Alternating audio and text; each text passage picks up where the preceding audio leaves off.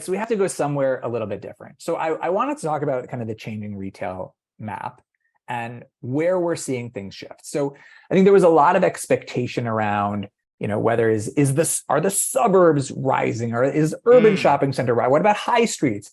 We're actually seeing all of them start to bounce back from where they were compared to a January 2019 baseline. And we use a baseline specifically here because the year over year can be a little bit trickier when we think about, those who have gotten really hard, so they see a larger jump, or those who were doing better, so they see a larger fall.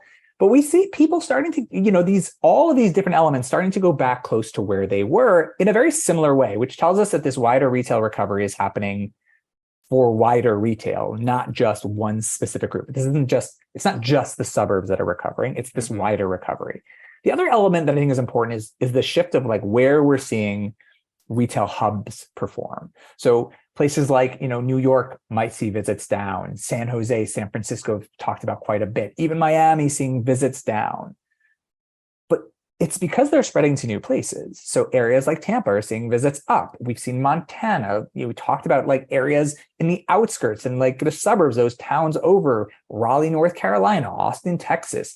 There is a spreading out of the wealth within the retail map. And I think one of the really interesting elements that we are hearing a lot when we talk with retailers is how audiences are moving, and therefore the shifts that are being necessitated in their real estate strategies and even their marketing strategies. Because the places I needed to be in 2018 to reach my audience are not necessarily the same places I need to be today. And I think a big question that is going to be asked is, well, imagine 7 years from now, it's 2030. And we're looking back and we're saying, which retailers are really on top of the hill and which ones are struggling?